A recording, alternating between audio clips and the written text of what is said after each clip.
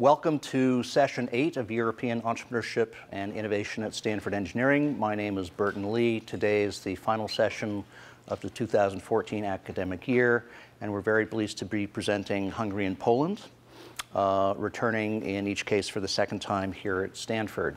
Our speakers today are Gyula Feher, co-founder and chief technology officer of Ustream, the leading streaming company startup here in the Valley and globally, and Marcin, Treder, CEO and founder of UXPin out of Gdansk, Poland, very interesting up-and-coming design company that recently was funded by Andreessen Horowitz here in the Valley just a few weeks ago.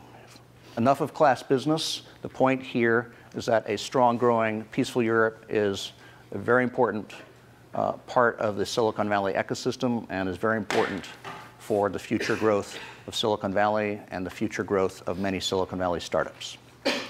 So returning to our speakers, we're very pleased to feature from Budapest, Hungary. You just flew in last night from Budapest, is that correct, Gyula? Thank you for coming all this way. We look forward to hearing about Ustream and the story and where it came from. Okay, Professor Lee, thank you for inviting me. It's an honor to be here at Stanford. And welcome, everyone. My name is Gyula Feher. I'm a heavily jet-lagged European entrepreneur and also, more importantly, Chief Technology Officer and co-founder of Ustream, a video streaming platform. Before I go ahead, let me quickly ask all of you, how many of you have heard of Ustream? Wow, okay, almost everyone. That's awesome, makes me very proud and also saves me some explaining. So our humble yet ambitious mission at Ustream has been to empower businesses and societies to become more transparent and more productive and create deeper relationships through the power of video. What I really mean by this is, if you have any message, whether it's a personal message, a societal message, or a business message for that matter, we feel that you should communicate that to the entire world as widely as possible. And we believe that while sending out a tweet or a Facebook message or any of these communication forms are great, we believe that very few things come close to video, and especially live video, which is what we do best, as it relates to really getting the message across to your audience. So that is what we believe in, and that is what we have been signed up for since day one, to really accomplish this. And over the years, there have been many amazing moving use cases, all the way from organizations like the NASA through business use cases like some big product launches that we did with international companies, through civil rights movements. Most recently, Ustream has been one of the major outlets serving the protesters in the Ukraine to get their message out there on a major basis. And just a few numbers to give you an idea of how far we've come. To date, Ustream delivered more than 2 billion hours of service to its users in terms of delivered video hours, and in an average month, over 80 million people use our service. So it's really a wide reach at this point.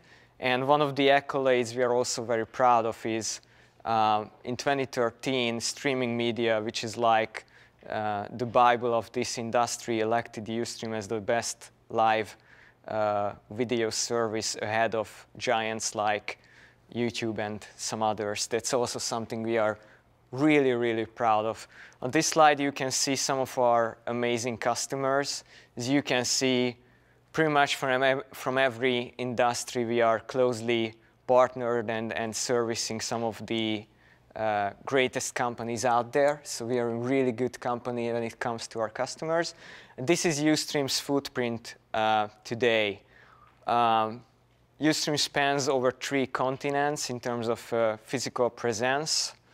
In terms of headcount, our biggest office is still in Europe, Budapest, which I'm going to tell you more about in a second. And that's closely followed by San Francisco. We have our office here in Soma on Townsend.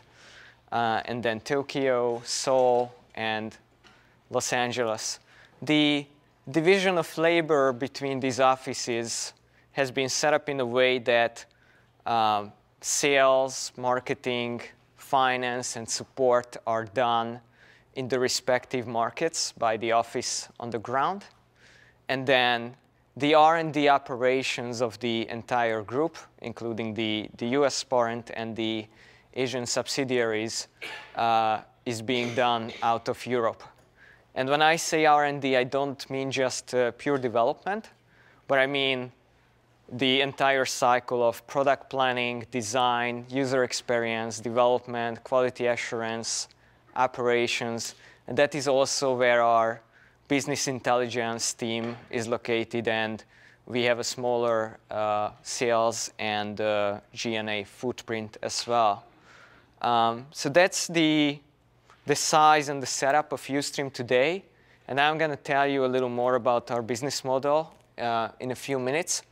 But before doing that, let me tell you a little bit about Ustream's early days and also my background to give you a little more understanding of how I got into this Ustream story. So my roots, and to me, some of Ustream's roots tie back to Hungary, Budapest. On this previous slide, you can see that Hungary is located in Eastern Europe. I always find it amusing when Europeans are annoyed with Americans that they don't know where their country is in Europe. Whereas I, someone who knows America pretty well, could probably place like 50% of the US states on the map. So if you don't know where Hungary is, it's perfectly fine. It's in Eastern Europe, bordering Ukraine, Romania, Serbia, Croatia, Austria, Slovakia. And it's a 10 million people country, the capital of which is Budapest. It's a 2 million capital, so 20% of the population is in Budapest. And I would say over 50% of the higher education and the academic sciences are concentrated in Budapest. You know, think about it for a second. It's like Washington, D.C. having 60 million people and like Stanford, Yale, Harvard, Cornell all being in D.C. It's a nightmare, right? So that's what Budapest is for this country. It's very heavily concentrated in this bubblehead. And it's very advantageous for the companies based there. And I would say it's quite disadvantageous for the rest of the country in terms of retention to talent locally. So I was born and raised like there, a little right. It's just not on this map, in one of the suburbs of Budapest. And to give you an idea of how much things changed in just a few decades, quick story. In my childhood, all the way to my teenage years, one of our neighbors was an interesting party. It was the Southern High Command of the Soviet Red Army. Like, I kid you not, we were neighbors to their big, several blocks of barracks, airfields, residential areas, shops, their little town there in the suburbs of Budapest. And by the time when I was raised in the 80s, it was, you know, don't think of it as full-blown suppression. The whole thing was just collapsing, falling apart, rotting from the inside. No one really cared about it anymore. And somehow for me as a kid, the timing of this whole falling apart was just perfect. Because by the time I was old enough to want to get my hands on a computer, travel was liberalized. My parents could go to Austria, buy a Commodore 64 for me when I was 8, bring it home, give it to me. And then by the time I was old enough to start doing BBS and FIDO.net, the telco industry was liberalized enough for me to be able to do that.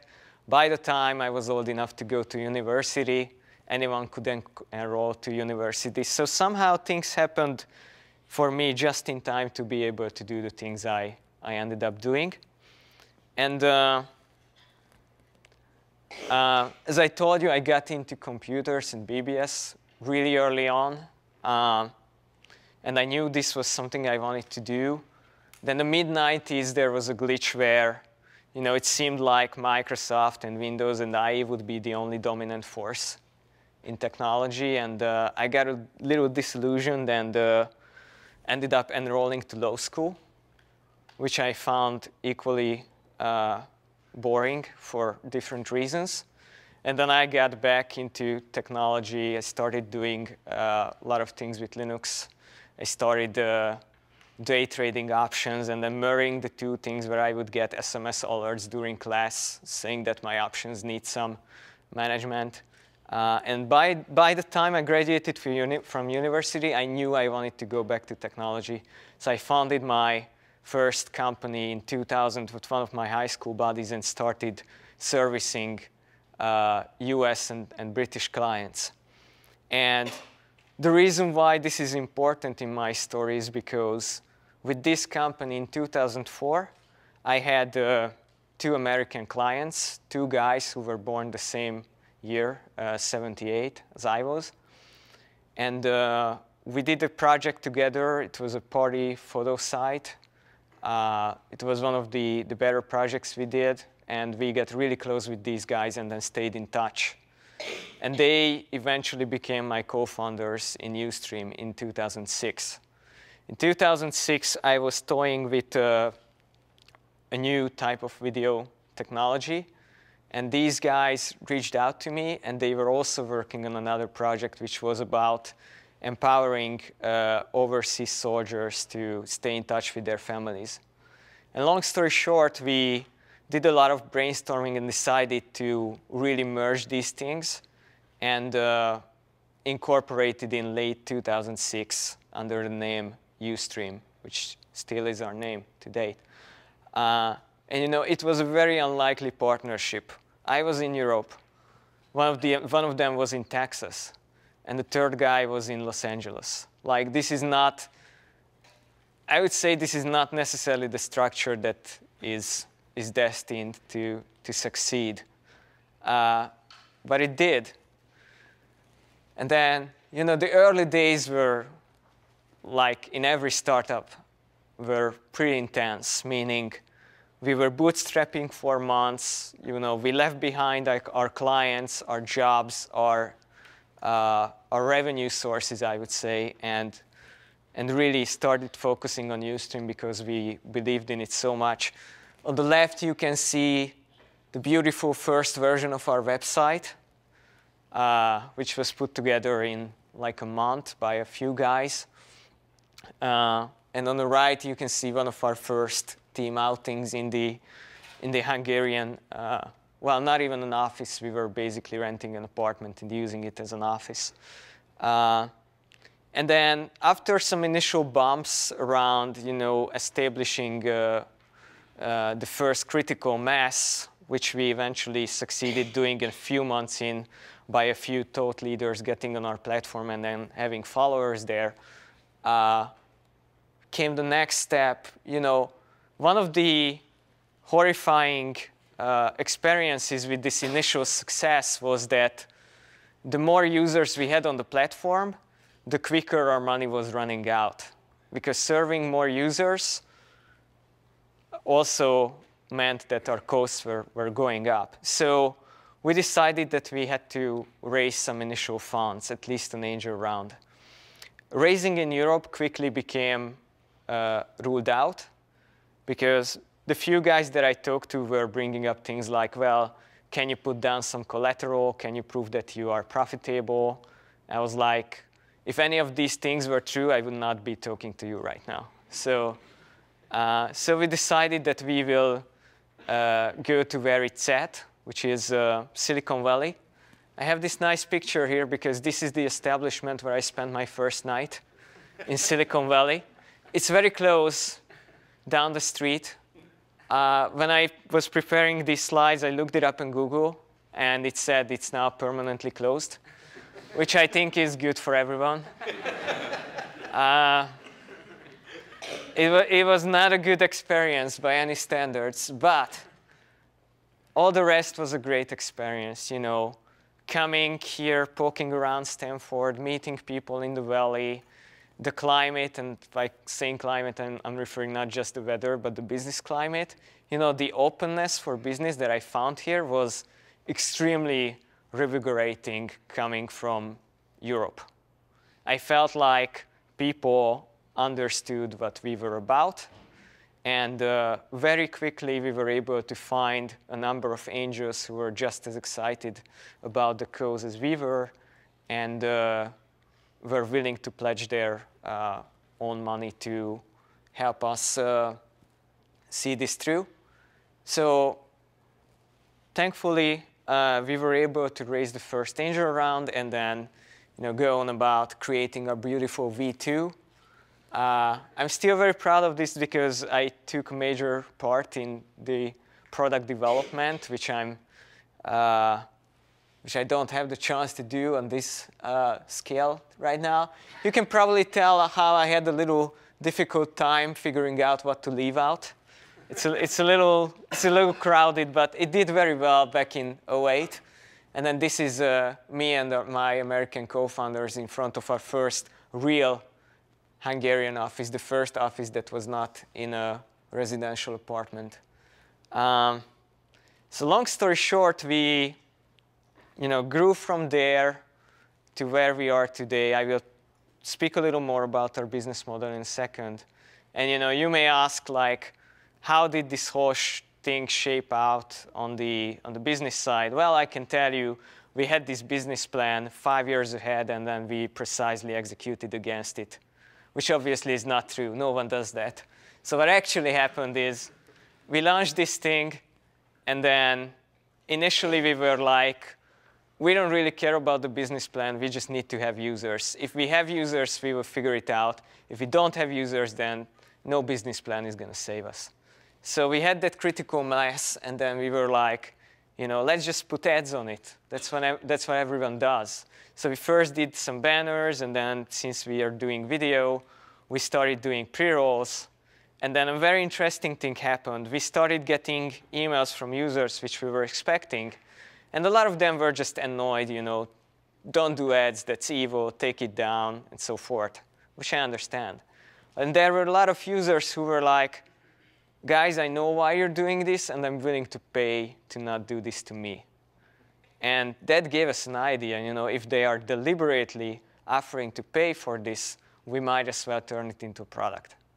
So we did this product in 2010. It was called Ustream Ad Free. Notice the slick branding there. And then it did surprisingly well. It did so well that we went back to the drawing board and started thinking about what if this thing was not just about avoiding something negative, but what if it gave you real value on top of that? What if it gave you better quality, better analytics, better control, better branding, just a higher level of service that might be valuable for an organization, a company, a marketer.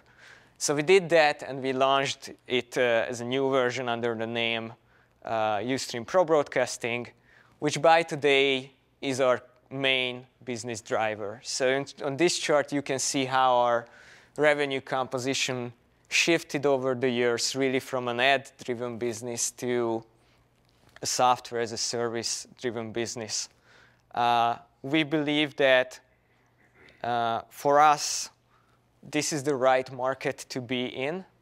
We believe that our addressable market size today is in the neighborhood of $6-7 billion total, and all analysts think that it's bound to increase at least 3-4 folds by the end of the decade. So I think it's fair to say that we have barely scratched the surface. I remember when we launched in 2007, a lot of people were telling us that no one is going to use live streaming. It's for half-naked kids in dark rooms, which later on became chat roulette, but that's a different story. But for us, live streaming at this point, what we see is that it's becoming a requirement. If you're doing a major event, a conference, a press event, a product launch, anything of importance with publicity, people and social networks want to be part of it as it happens.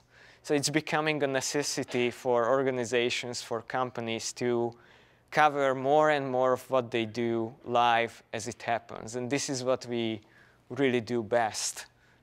So as far as I'm concerned, I'm really bullish on this market. We feel we are still very early, and there's a lot more to come. Now, since this course is about Europe, let me go back a little bit and talk about our operations in Europe and how we do things in Europe. When we made the decision in 2007 to keep our R&D operations in Europe, one of the things we promised ourselves was that this is not going to be like your typical secondary importance offshore development shop, that things refer to like, yeah, those guys over there.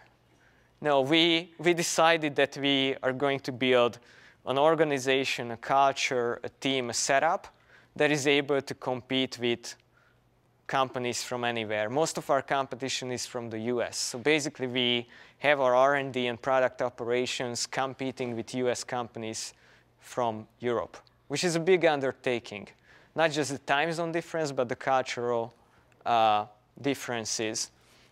So, everything we've been doing there in terms of all the way from picking the office location to how we plan out the organization, how we put certain policies, or I should say non-policies, into place. No vacation policy, dogs in the office, certain perks, stock options.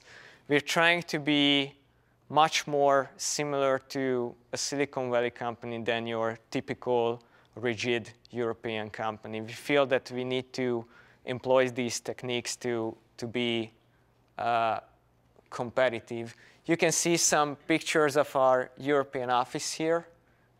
It looks a little bit like a space station, but it's not. It's in this old historical Art Nouveau building from 1911. It's a really inspiring space, and everything we do there is really to encourage people's creativity, freedom, taking responsibility, really just coming up with things and owning them on their own without a boss standing behind them and telling them what to do 24/7. Similar on the Budapest startup scene, what we do does not stop in between the walls of our office. So when we started in 2007, and I told people I'm working on a startup in my hometown, the typical question was, what entity is a startup? Is it an LLC, or is it something else? Like, it was so not known what this thing is about. And I can't blame them. I mean, there were not a whole lot of examples of this yet. And the other thing I was getting as a reaction was when I told people I'm in this high-risk thing, I'm working 24/7, I'm putting all my money into it, and I have no idea what the outcome is going to be. A lot of people ask me, well, can't you just get a proper job somewhere? I mean, as if getting a proper job was what I wanted. That was absolutely the last thing I wanted to do with my life then, even now. So luckily, things have changed a lot. Over time, I met people who were, more similar to us. I refer to them like, idiots like me, who believed in this and did similar companies. And then gradually, thanks to these people, a really bustling scene was built up in Hungary, especially in Budapest. So today there are numerous co-working spaces, seed funds, incubators, VCs. It's really turning into this gold rush around startups. A lot of the youth now see startups as the coolest thing you can do, something that gives them a real alternative to just going somewhere, built for a multinational company as a cog in the machine. And we take an active part in this with Prezi, the company we've seen here before, and LogMe, and we founded Bridge Budapest, which is a nonprofit. Our purpose with that is to do a lot of storytelling about what is it like to do a startup, the good, the bad, and the ugly. Why it's important to have startups. How is it good for the country? We firmly believe that right now the biggest disadvantage that Europe has compared to the other parts of the world economy is the lack of entrepreneurial spirit. There are not enough daring people who would go out and create that critical number of small companies which can later on yield the outliers, the Apples, the Facebooks, the Googles. If there are not enough of these small companies, there are not going to be enough big European companies. I mean, can you name one big European company that was like founded in the past 10 years and really made it big? Like I would. Yeah, Skype from Estonia. That's a great example. But in the US, you have a lot.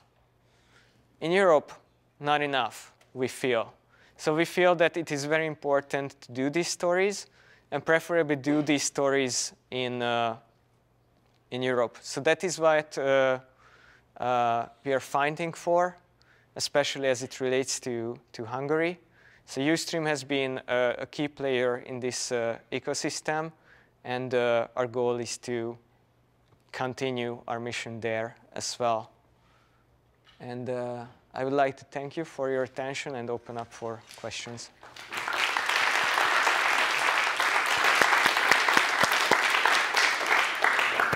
Questions?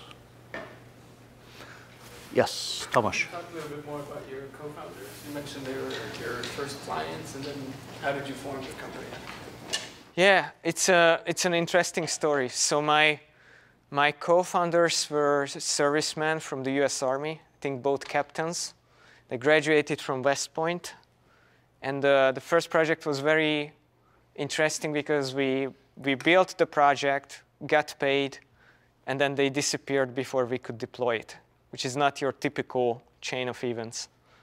And it turned out that they got called up because of the war in Iraq.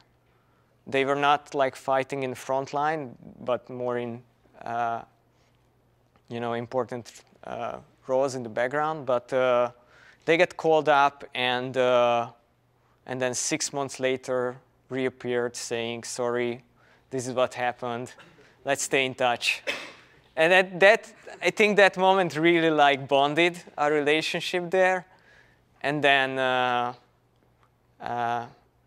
2 years later, they followed up. They were working in the private sector by then. And then we founded Ustream, and everyone left their old gig behind and dedicated to Ustream. Yes? You say it was hard to get funding in Europe. Do you see that changing, or has it changed since then? I see that changing. I mean, it's interesting because, as I'm sure you know, Europe is taking a very different approach as the US.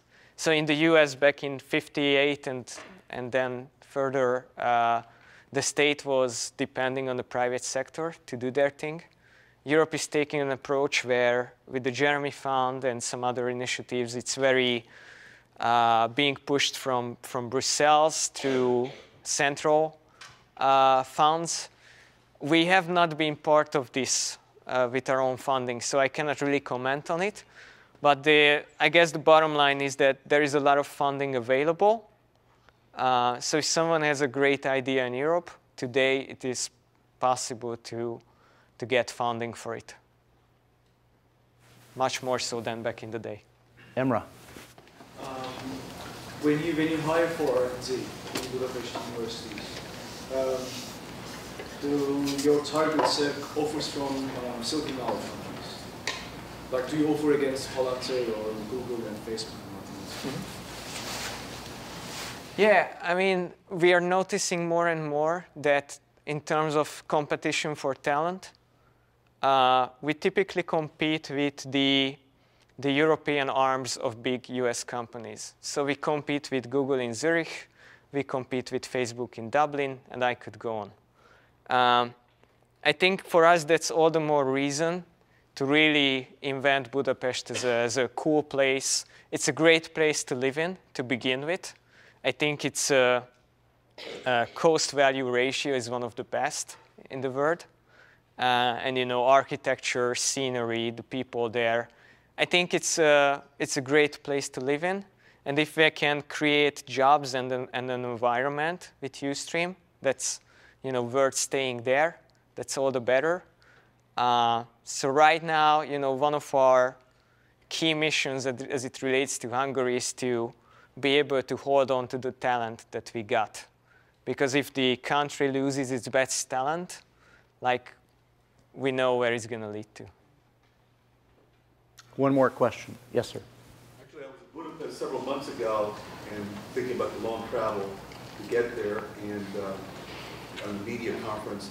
But my interest is this: Gyula, right now in today's world, would you feel better to raising capital, what I understand from the economists, from London, rather than come to the United States as the new focus for European capital raising? In other words, isn't it easier to go to Budapest or London than it is Budapest to Silicon Valley?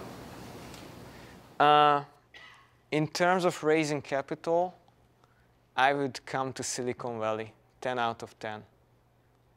Again, because the value add that Silicon Valley has, besides just the pure financials, I think is still unmatched.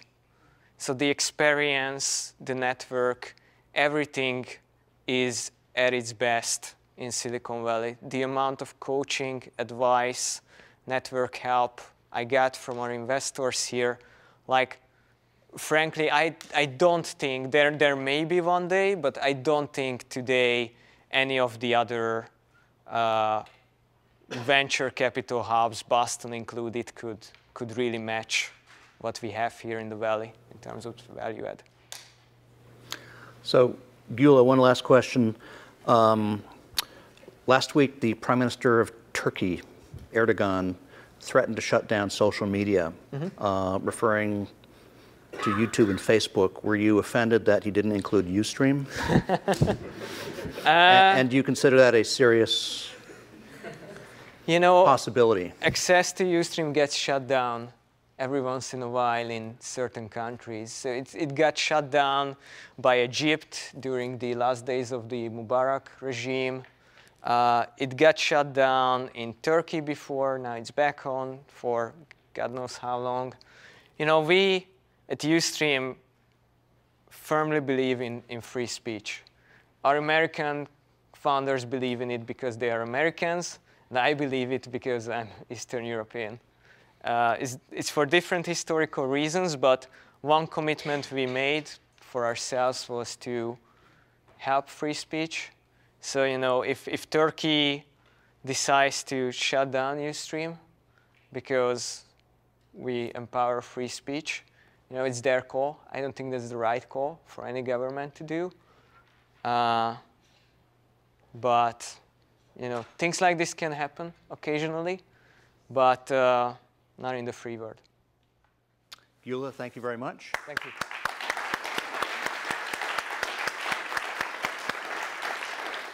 We will bring Gyula back up at the end for a joint Hungary-Poland Q&A session.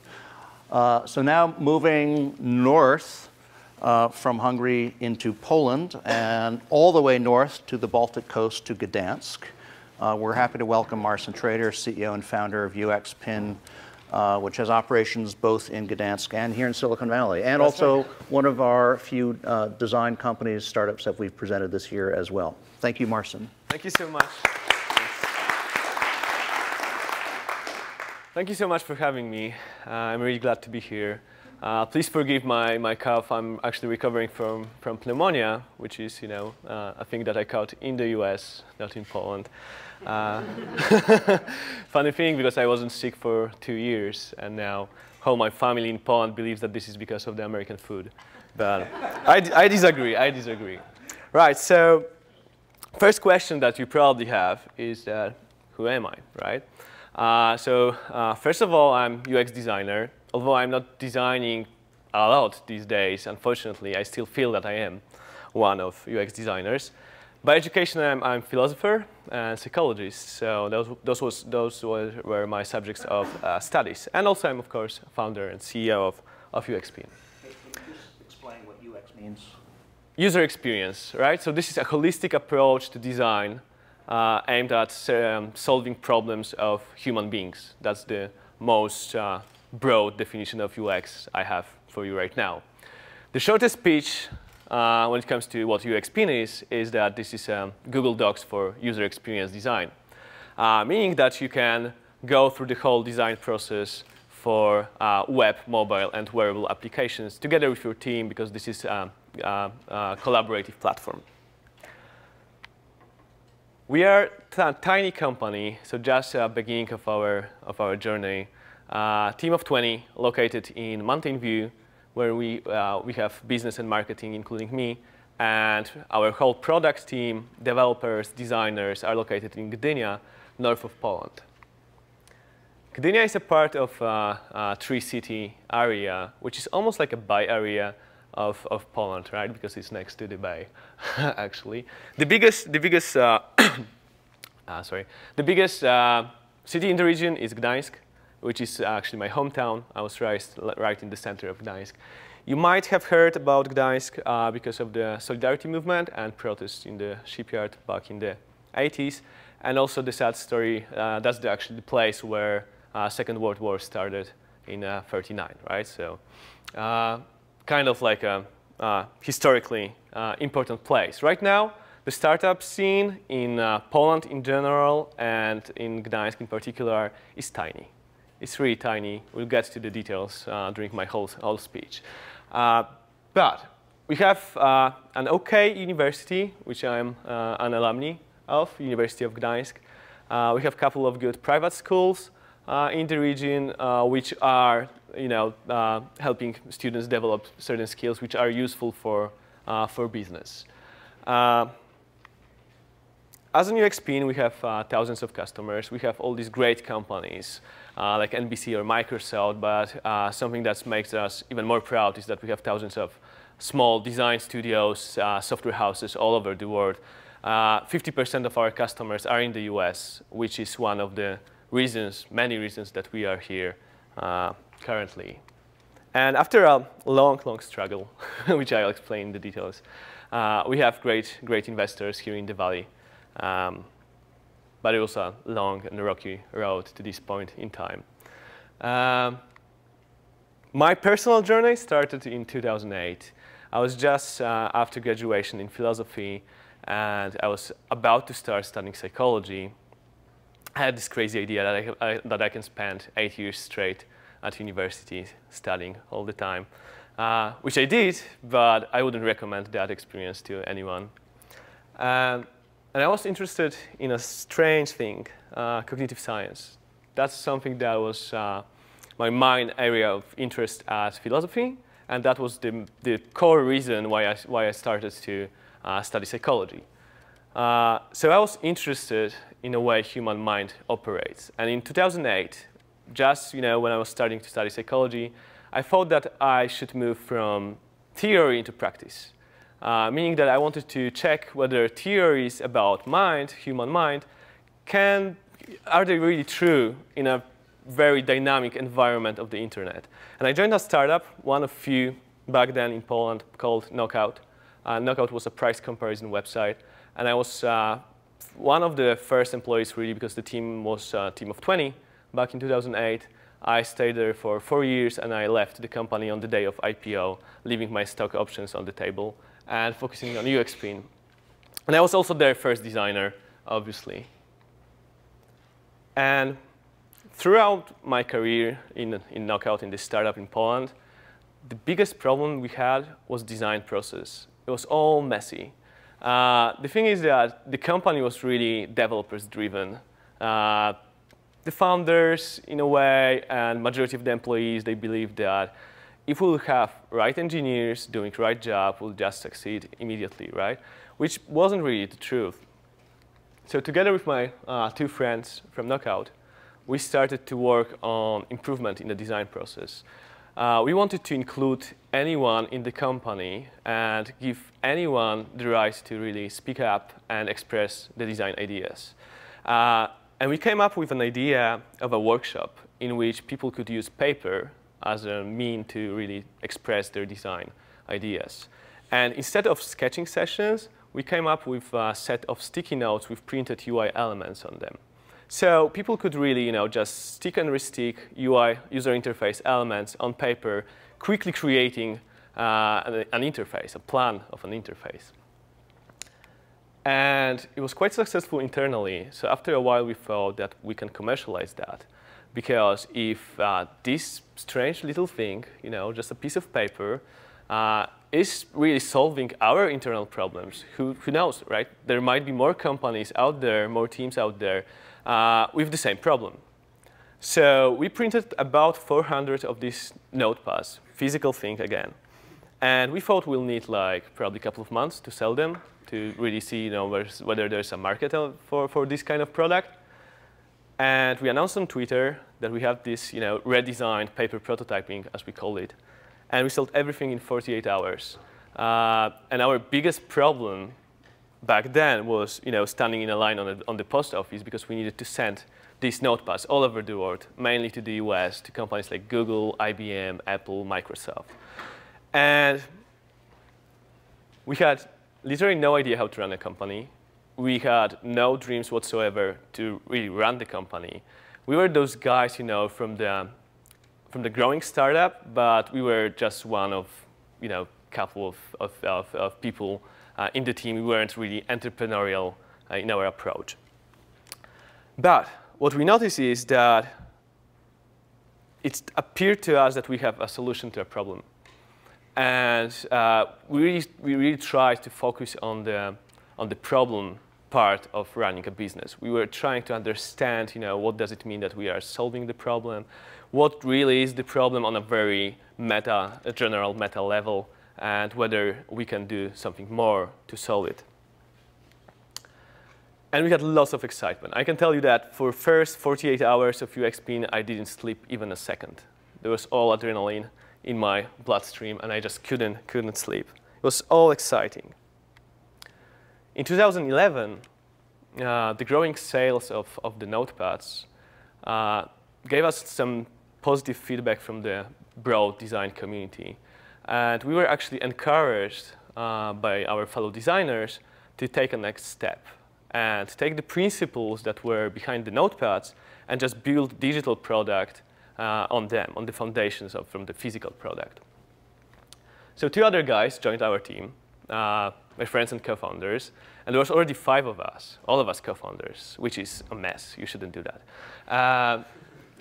But we started to build a digital product. And we're still working full-time for other companies. So the whole application, the first version of UXPin, was bootstrapped and was made after hours, long evenings and nights that we spent working on a product. And when we launched the product, we've done that together with TechCrunch, and we were the first Polish company covered by TechCrunch. That was back in 2011.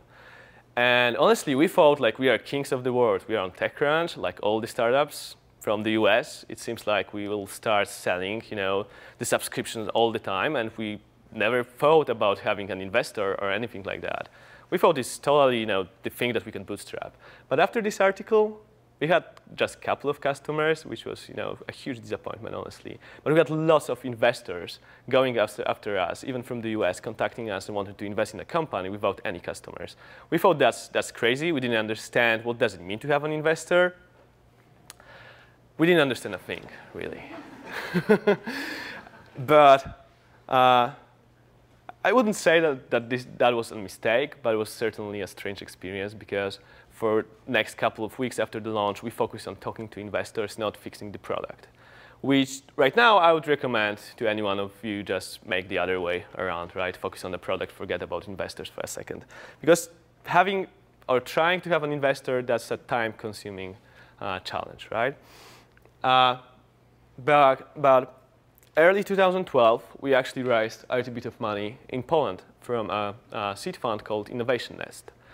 And by accident, we've made the best decision we could, really. Focusing on Polish investor and focusing on an investor who had a very clear mission. The only mission Innovation Nest has, and it's still valid today, is to take entrepreneurs from Poland, move them to the US, and build a global business. So they had all the pieces that we needed in terms of knowledge and experience to really start the whole thing going on. And for us, a constant, ongoing entrepreneurship class started. We started to learn what does it mean to have a company, because before that, we just had a product without customers.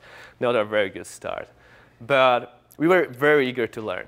And something that Innovation Nest almost forced us to do was to fly back and forth between Poland and the US, because they believe that if you want to create a meaningful global business, you really need to start where all the meaningful businesses are, right? Silicon Valley. So my first trip to the US, that was March 2012. And as I mentioned, that was a couple of days after I left stock options on the table of the company that I used to work for.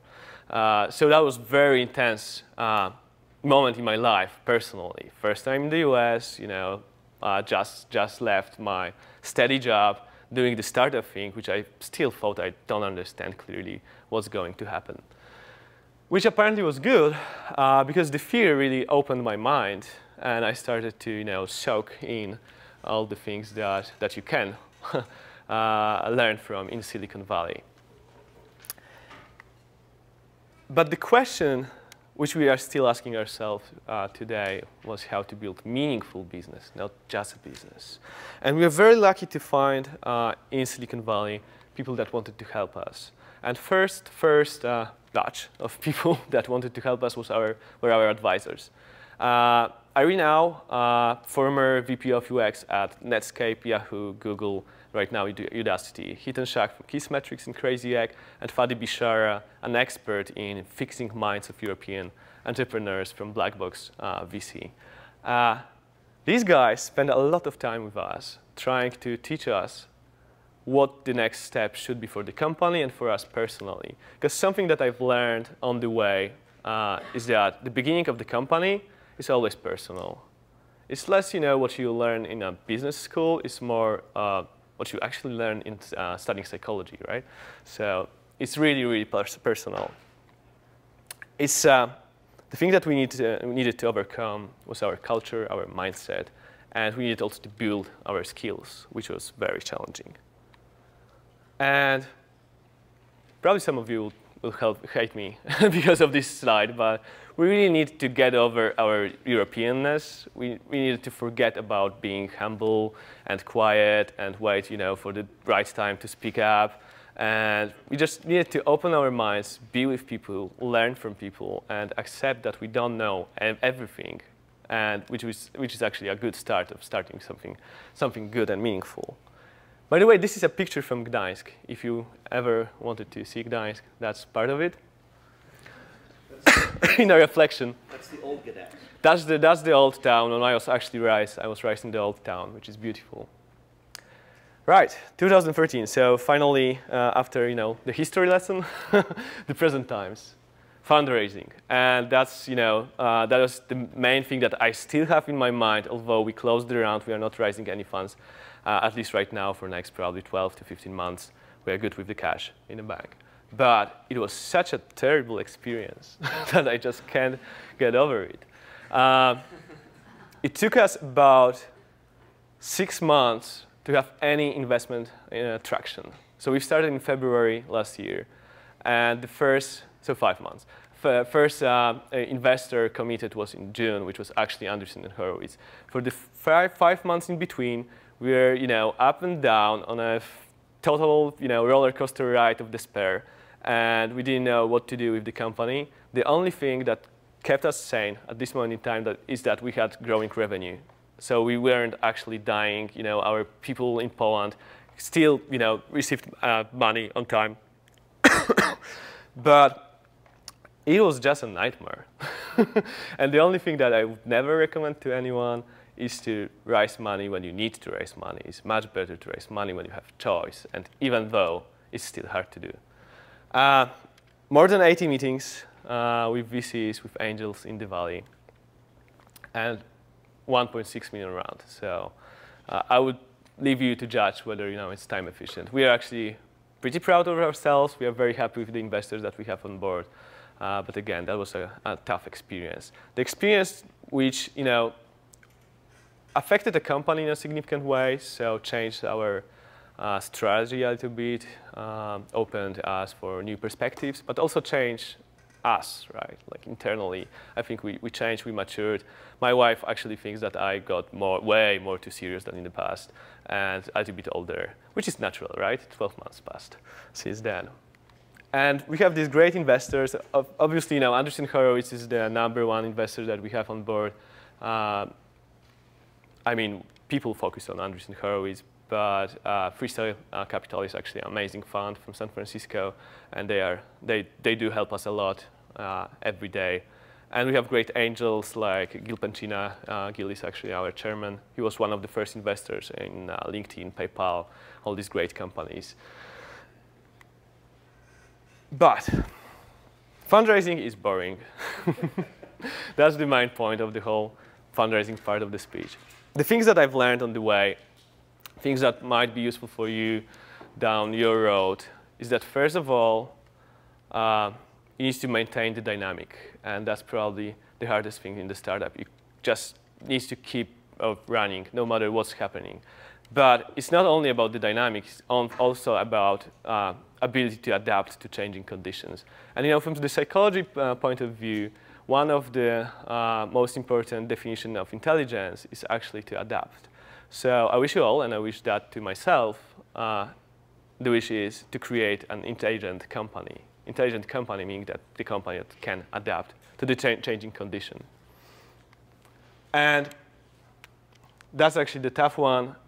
Be a leader, but not only be a leader for your company, not only be a leader for your family, somebody that people can rely on, but also be a leader of a whole industry that you're working on. And that's probably one of the toughest things there are. So you need to be the first person thinking forward for the whole industry. Because the goal of any meaningful company is to actually change a piece of the world. And while we are not heavily on the social side when it comes to UXPin, we believe that we're changing an important part of the world, which is design, right? Of course, you can argue whether that's important or not. I think it is. And build the network. And I just cannot stress it enough, but lots and lots of European entrepreneurs coming to the US think that the way we are running our companies and lives around here is that we spend all the time on meetups. We spend all the times on coffees with important people, and we are just going around the valley and have tons of meetings. While in reality, you need to be very conscious on what you are doing with your networking, because it's very easy to over-network yourself and spend too much time on networking and not enough time on execution. So it's more about finding the right people, being honest with them, not trying to use them, and just build relationship almost like with friends. Instead, except that this is a business relationship. And something that I already mentioned, and something that is still very, very important for me, is that the first days of a company are personal, meaning that the company will grow if the founders will grow, if the founders and the whole team actually will keep making themselves better day after day, and just they keep becoming the better versions of themselves. 2014 is a completely new chapter for us. So we keep hiring with new challenges, with offices on 2 continents. I needed to relocate to Silicon Valley permanently, or rather for a couple of years at least. Our chief of marketing sitting over there also relocated just recently with his wife to Silicon Valley. So right now, one of the biggest challenges for us is to maintain the communication between departments and having the same culture that we have in Poland, which is kind of like a strong culture, within the company. So new challenges and really new opportunities for the company that were triggered by the funding, but also for our triggered by our growth. All right, thank you.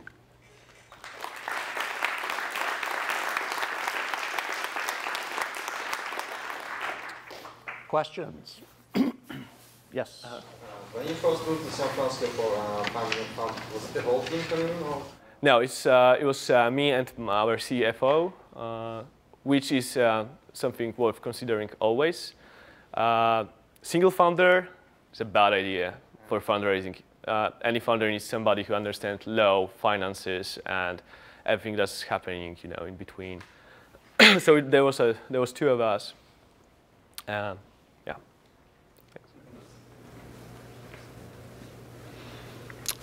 Yes, Mariana. So the fact that you're from Poland and your team is still located in Poland, did this have something to do with your issues in fundraising? Yeah, definitely. But less on the side of that these issues were caused because we have team in Poland and investors don't trust, Polish people. That wasn't the case. Actually, I've learned that most of the people, they just don't care where the team is, right? If the founders are somewhere near them, that's okay.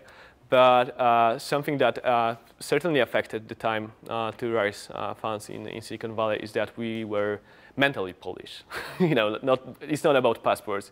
It's about mindset, which was pretty hard for us. I can give you a couple of examples. Like we didn't understand, what investors meant by a big market. Because for us, a market formed by, I don't know, like 1 million people, let's assume that there's 1 million user experience designers, professionals over there. We thought like, that's pretty big, right? 1 million people, that's a lot.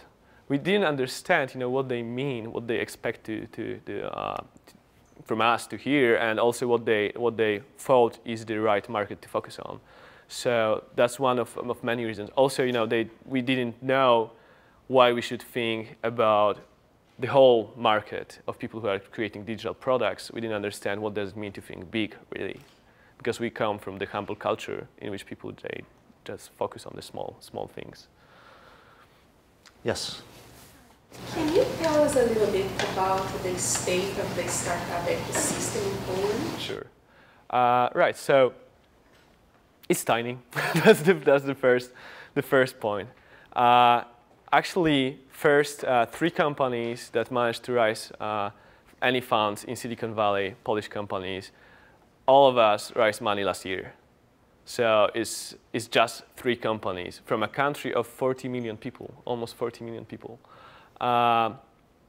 So it's us, Estimate, a great company from Y Combinator, and Fido Intelligence, which is hard to explain a company, but it's amazing. They deal with semantic analysis of speech, and they turn that into, they say that they teach computers grammar, which is their shortest speech. So just 3 companies from a country of 40 million people. We have a growing number of events about the startups. Actually, the most vivid city on a startup map of Poland would be Krakow, which is down south. They have amazing events. In compared to Krakow, we in Gdansk, we don't have anything, right? There's a growing number of Polish startups coming to the valley, trying to raise funds or just be here to learn. And I actually wrote a little blog post a couple of months back, and I still live by this prophecy that this year there would be another probably 5 Polish companies that will raise funds in Silicon Valley. Which is, we tend to stress fundraising, but it's very important for us just starting ecosystem to get this cash and knowledge from established place, because this is also a transfer of experience and knowledge from Silicon Valley to Poland, so people can learn and really need this starting point. But I would say that many things change through the years, and future looks really bright for Polish startup scene. Sorry for being so messy, but it's a broad topic, which I think we'll discuss further in a second. So Gyula mentioned that he built stock options in as part of the culture and practice, including your Hungarian employees. What have you done with your employees around stock options? Yeah, so actually it's funny because we have a very similar approach to Ustream. So we tend to take standards from the US and apply them to the Polish companies. So our employees also have stock options. We do have perks, like company lunches, food in the office. Things, you know, like for you guys might seem like very usual stuff, right? Food in the company, drinks and everything, sounds fine. But in Poland, that's a brand new thing, right? Taking care of employees, wow, that's new. But what's important for us is that we believe that those standards are right, are exactly right. And they're receiving their stock options under U.S. law. These are not, it's yes, not under Polish law. Exactly. Right? Yeah, so from the legal perspective, we have American mother company and Polish subsidiary. So all the stock options are granted by the American company. So you flipped the company when you came here? Yes, yeah. Very difficult thing to do. I can, if there's anyone here in the auditorium with similar problem, I can recommend good lawyer, which is crucial in the process. It really takes time and money to flip the company. What Burton meant is that we needed to reproduce our share structure from Polish company in the American entity. And there was a couple of complexities also, but we've managed to do that. Painful experience, especially if, you know, for the pocket. Lawyers are expensive, right? Gyula, could we ask you to come back up for a couple of minutes? Yeah, sure. So when you hear Marcin talking about Polish mentality or thinking, does anything seem different from, you know, how Hungarians think about some of these issues? Small market, stock options, modesty, or is it pretty similar in some ways? I think it's pretty similar. Like I went to an event last year in Romania where I met a bunch of people, including Vasil from Telerik. Okay. And my experience was that there is no such thing as a Hungarian or Polish mentality. There is this Eastern European mentality, which is very similar. And I think it has a lot to do with the similar historical roots and just the societies that socialize people. So this definitely goes around in Eastern Europe. And did you initially incorporate back in Budapest, so you had to flip, or how did you No, handle we were lucky enough to have some smart people tell us not to do that. So we incorporated in the US and then right away in Hungary as a subsidiary. So we did not have to do the flipping when the time came. And so your employees have stock options under US law. It's the Yes. American Stock Options Program. Yes. Okay. And I haven't been to Budapest since 1975, so things have changed quite a bit. I wasn't alive. That definitely changed. No, when I was there to celebrate the this was August of 1975, the Hungarian government and the Soviets were celebrating the 30th anniversary of the liberation of Hungary from the Nazis. So there was this very large military parade of Soviet military equipment down the Danube with Russian tanks, Russian fighter aircraft, MiGs flying overhead, and in the background, the Hungarians were playing American musicals from Broadway. So it was a great scene. But how are stock options treated today in Poland and Hungary under current law? I mean, why is this so rare? Is it because there are severe tax penalties to issuing stock options as currently structured under tax law in these countries, in your countries? Taxes can be painful, although in Hungary it got a little more advantages to the employees due to some tax changes recently. I would say they're probably rare because one, companies do not feel that they should be doing this. And two, and I think this is even more important, employees do not feel that this is of value for them. So we pretty often need to do some explaining to our prospective employees, like why this is super important. Here in the Valley, a lot of people would be more interested in their options than their actual salary. In Europe, people are way more interested in the salary. Money in your pocket is what matters. And then these options are, who knows what's going to happen. If it's a few years out, the whole thing is very uncertain. So it's not part of the business culture as much as it is here. But, more and more people have heard about Skype and how a lot of people cashed out there and then did their own companies. So I think if we can produce more of these positive stories, and I sure hope that Ustream is going to be one of them, then I think the perception of these stock options is going to really move up a lot.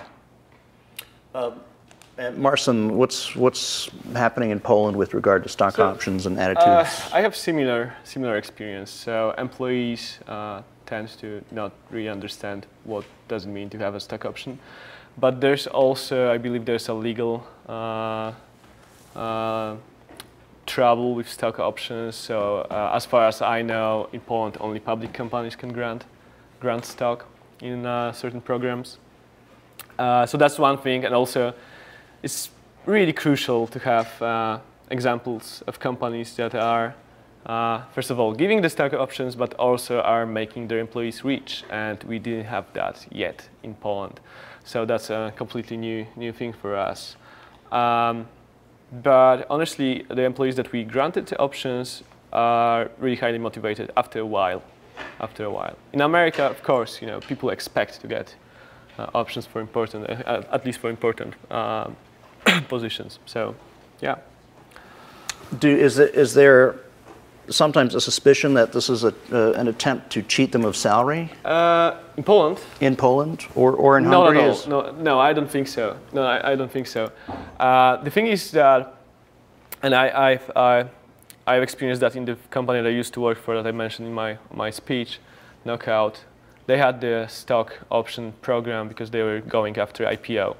And I remember that it was legally not clear how the things will work, and there was a certain loan that all the employees were getting to pay for the options, and then we needed to pay it back, at the moment of selling the stock on the stock exchange market. And I remember that for me it didn't matter, but for many employees that were granted the options, people were asking questions like, what if the stock value will be less than the loan that we are getting from the company? And I remember that people were saying, like, it's not going to happen, right? There's a certain price of stock at the day of IPO, and it's just impossible to go down significantly in the future. Guess what? Actually, a year later, it happened. And I actually got lucky by leaving my stock on the table and leaving the company, because after the IPO, the nightmare happened, which was very painful, I think, for all the people. So, bad example. Time for one more question. Yes. So I wanted to commend both of you. I've been to both of your countries, but I really wanted to commend you on your desire to create an environment there where others can succeed. Because even in Silicon Valley, as much as you might see it, there's plenty of startups. They make their money and they're out of here. They don't really fertilize the environment as you guys are. So I think it's excellent. You guys should be very, very pleased with yourselves. One final question. Anyone from the audience? I'd also like to briefly identify, we have a delegation of Turkish entrepreneurs here from Turkcell. Turk Telecom. Okay, out of Istanbul. Yes? Yes, okay. So it's good to see more Turkish startups coming here as well to the Valley. So this is our final session for 2014. I'd like to thank our students who are my primary customers here. I hope this has been interesting, useful, valuable, exciting, good place to make contacts and networks, broaden your horizons a little bit. We'd also like to thank our European government partners, Enterprise Estonia and iMinds out of the Flanders region. And then finally, DLA Piper from Silicon Valley. Would also like to thank all of you, our attendees regularly each week online who come and support us. Please get the word out. We'll be doing this again in 2015, year 7. Again, just to summarize, we've covered a lot of territory this year, most heavily in Southeastern and Eastern Europe, but quite a bit in Western Europe, with very interesting overview of equity crowdfunding, enterprise, ag tech, venture capital, angel investing, enterprise software, streaming, social media, and design. So I'd like to thank our speakers. 1 minute. We've come a very long way from Gdansk. Marcin, thank you very much. Thank you very much. Thanks.